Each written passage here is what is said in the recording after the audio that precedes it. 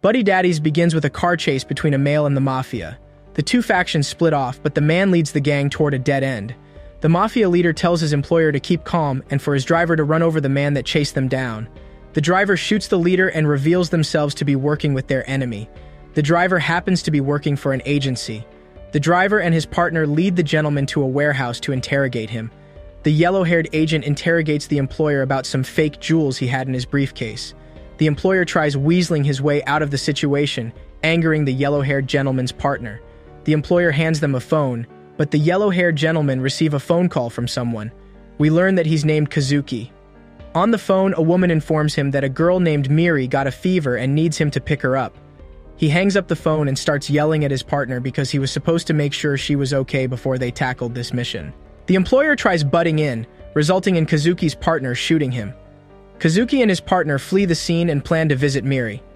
We receive narration from Kazuki and learn that his partner's named Rei. He informs the audience that Miri came to live with him and Rei last Christmas when they were taking a job. We flash back to several months earlier and see Kazuki leaving a woman behind to visit Rei. He arrives at Rei's place and the two bicker over mundane things. Kazuki notices Rei brought a cat home and tells him to get rid of it. Rei pays him no mind, so Kazuki decides to take the cat. Kazuki puts the cat in a box and wishes it good luck finding a better home that can take care of it. Kazuki wraps a scarf behind and leaves the creature be. Kazuki returns to Rei's place and completes several chores around the place from cleaning to cooking. Kazuki understands Rei's upset about not having the cat around anymore. However, he informs Rei that their line of work makes it unsafe for the cat or anyone to live or be around them. He warns Rei not to bring someone home who he can't take care of from start to finish. We receive a flashback of Kazuki catering to a pregnant woman's belly. She says the baby can't wait to see Papa. As we revert to Kazuki, who lets out a brief sigh and leaves the table, he hands Rei A and tells him they'll be working for Christmas Eve. It appears they'll be trying to assassinate a broker for a human trafficking organization named Hayami Atsushi. Rei and Kazuki visit several stores and stock up on equipment for their job. Kazuki visits someone named Kyoruru and hands him the information he smuggled from the girl he slept with near the start of the episode. He asks Kyoruru to have a hotel ID ready by tomorrow morning, alongside things for a phone call he has planned. Kyoruru confirms he can get everything set up at that time. Kyoruru hands Kazuki Rei's payment. Before Kazuki leaves, Kyoruru asks him if he's gotten over the thing that's clouded his mind. Kazuki leaves without saying a word and meets up with his friends Carol and Dorothy. He gets into raunchy activities with them and leaves the building with no jacket and fewer funds. Kazuki stumbles upon a family and remembers the cat he left in the cardboard box. He revisits that location and leaves 2 canisters of catnip. In the morning, we follow a little girl who seems to be roaming the city alone. As she explores, we learn that she wants to find her father. Meanwhile, Kazuki informs Rei about his research on Hayami Atsushi, their target. It appears Hayami will be holding a Christmas party at the Varent Hotel and knows it will be guarded by frightening individuals. They plan to infiltrate the establishment in costumes and leave a surprise for him, his wife, and their guests. Meanwhile, the little girl enters the Varent Hotel and starts wandering around. At the same time, Kazuki enters the building. Thanks to the data he stole from the woman he slept with's ID, he's dressed up as Santa Claus. 2 men stop him, but Kazuki informs them that he was tasked with delivering a cake to the top floor. He shows some papers proving his work, but the guards don't believe him. Kazuki tells the guards that he was on the phone with Hayami's wife and hands them on his phone. It turns out Kitaru is calling Kazuki, but using a voice modulator to disguise his voice as Hayami's wife. This convinces the guards to let him pass. However, they use some gadgets to check him for weapons and look under the present to make sure everything looks okay. Kazuki hops in the elevator, but the little girl rushes inside because she spots the cake he baked. Kazuki lets the girl eat his cake, and she says it's delicious.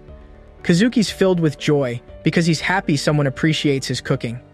The girl mistakes him for the real Santa Claus and asks him if he'll help her see her father. This causes Kazuki to remember the instance with his wife, and he asks the girl if she wants to see her father. The girl confirms her mother told her her father would be at the Varent Hotel. They reach another exit, and the girl starts rushing out to find her father. 2 men notice them, but Rei murders them with a few shots to the chest. He was hiding under the cart. Kazuki realizes their plan to murder Hayami might be in shambles. More guards start notifying their people about the girl's whereabouts and attempt to shoot her. Rei takes the initiative and starts shooting the guards down, causing a ruckus. They enter the party room and continue laying waste to many individuals. The girl wanders around the room asking for her father's whereabouts. We learn that her name is Miri. Hayami grabs Miri and points a gun to her head. Kazuki and Rei hide behind a table and try strategizing. Kazuki rushes toward the men as they shoot at him. Rei shoots one of the men, allowing Kazuki to reach out to Miri as he tells her he's her father. Miri jumps into Kazuki's arms as Rei headshots Hayami from point-blank range.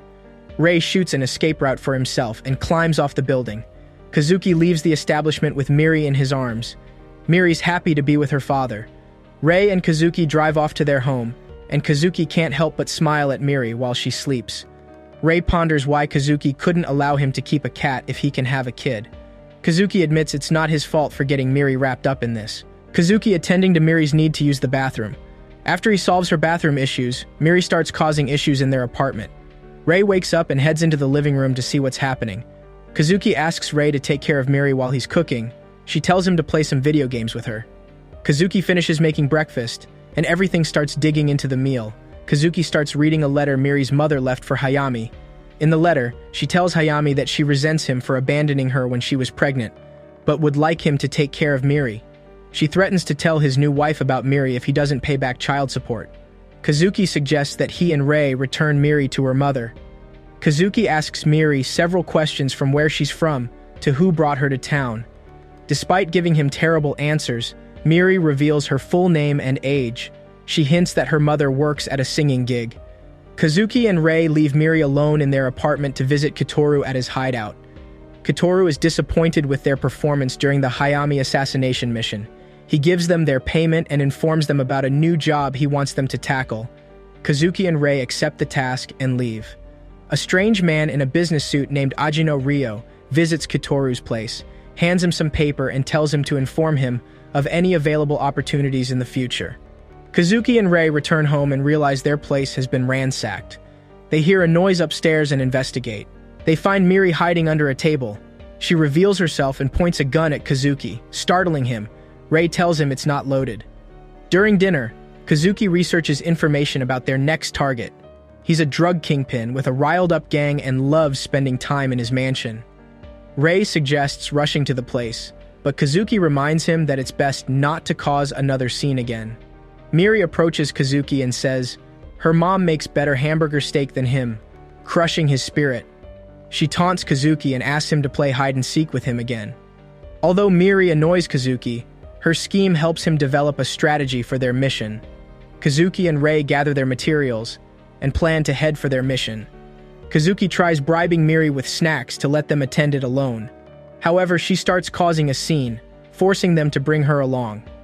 On their mission, Kazuki explains they'll be performing an under-the-radar approach that'll convince the Kingpin to retreat to the sea. Rei must annihilate him while hiding in the water when he arrives near his boat. Kazuki plans to infiltrate the building, but Miri starts beeping the horn in the car. She needs to use the bathroom, but Kazuki tells her to hold it. Kazuki enters the building and starts meddling with the mansion's security system. Meanwhile, Miri knocks on the door. One of the Kingpin's goons is confuzzled by her appearance as she begs him to let her use their restroom. Miri notices Kazuki and calls out to him. Miri thinks they're playing a game and starts running. Kazuki chases her down while being chased by the Kingpin's men. Kazuki catches Miri in front of the Kingpin, enticing his guards to fire at them from afar. He engages the Kingpin's men while Kazuki grabs Miri and flees. Kazuki grabs a hold of Rei, and they all depart the area via a boat. Kazuki opens his frustrations and yells at Miri for ruining his plan and making him worry for her safety. Miri apologizes to Kazuki. They return home and receive a phone call from Kyoru. He tells them they're off the mission, and he researched and learned that Hime had a daughter and mistress. Kazuki tells Rei that they found Miri's mother's location and plan to return her to her. Rei being woken up from what appears to be a bad dream and flashback to eat breakfast. Over a bowl of cereal, Kazuki informs him that he's going to see Kitaro about Miri's mother. Rei asks if he'll really be able to give Miri up after seeing how close they are, but Kazuki says he can't take care of a kid because of the type of lives they live. Kitaro isn't pleased to see Kazuki, but still gives him the information. He hints at knowing, although he doesn't say so directly. While at the park, Kazuki and Rei reminisce about their old childhoods while discussing Miri. Kazuki never met his parents, leading him down this path, but Rei just seems to have a bad relationship with him. Afraid someone will overhear them, Kazuki tells Miri not to call him Papa in public as he watches Rei buy Miri a snack. Kazuki laments that maybe he was never truly cut out for fatherhood. His earlier instructions to Miri come back to bite him, though when a local officer approaches Miri on the swing, asking who she's with, and she refuses to call him Papa. On their way home, he explains in some situations, the word is okay, and that for now, she should use the same for Rei too. Not wanting to sleep alone, Miri searches for Rei only to find him asleep in the tub. He says he sleeps there in case of ambush, and Miri insists on joining him so that she won't be scared alone. She tries forcing Rei to smile, but he says he wasn't brought up that way until she finally falls asleep in the tub. The next day, Kazuki and Rei drive Miri back to her mother. Again, Rei asks if he's sure, and Kazuki assures him this is the right thing to do.